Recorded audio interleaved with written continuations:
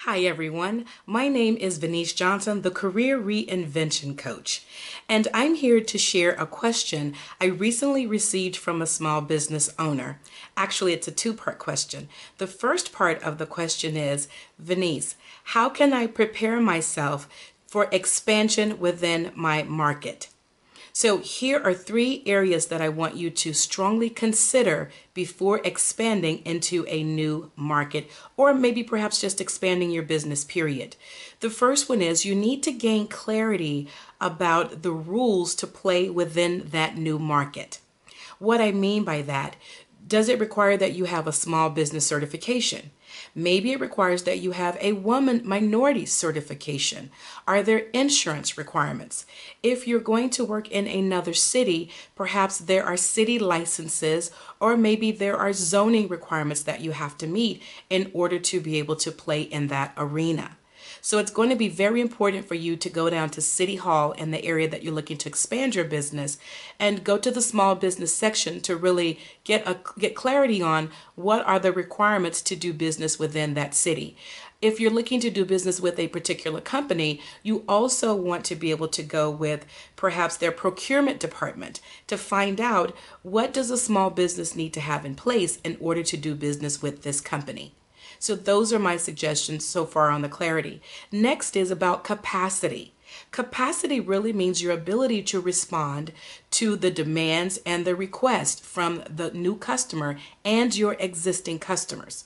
Do you have an infrastructure in place so that your existing customers can see growth but do not feel the impact of growth?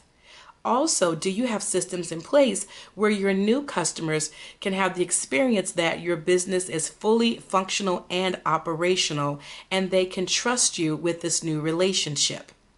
Thirdly, you want to look at your capital.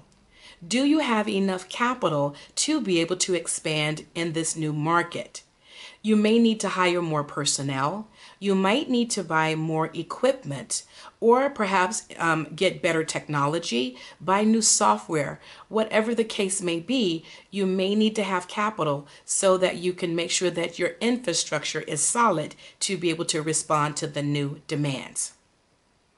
Question number 2, how do I find and how do I hire a trustworthy independent contractor or consultant? The first thing I'm going to suggest that you do is visit irs.gov. The Internal Revenue has some really clear guidelines in terms of defining what's an independent contractor and what's an employee.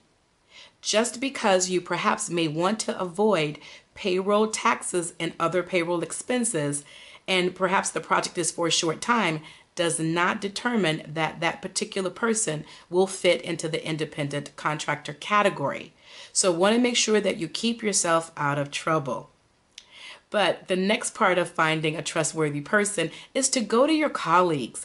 Whenever I need something in my business, I always go to my colleagues and I ask them for referrals. I tell them what my business needs and I ask them if they know anyone who actually provides that service, or if they know a resource that I can go to be able to find a trustworthy person.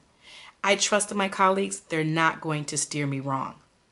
Once you identify an independent contractor or a consultant, then you need to interview that person the same way that you would interview anyone else coming into your business to do work with you or to form a partnership with you. So interview them and ask them appropriate questions. You also may want to ask them for work samples where appropriate, and also you may want to ask them for references so that you can check their background out as well. The last part of hiring a trustworthy independent contractor or consultant is to finalize an agreement. You need to outline the scope of work in a contract.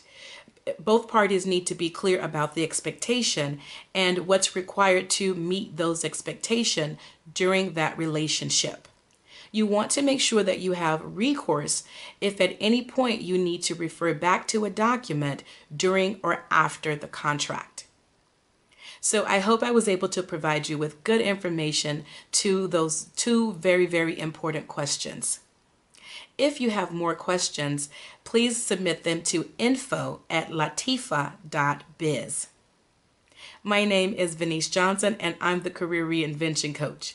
Remember, stay on point, stay on task, stay on the move.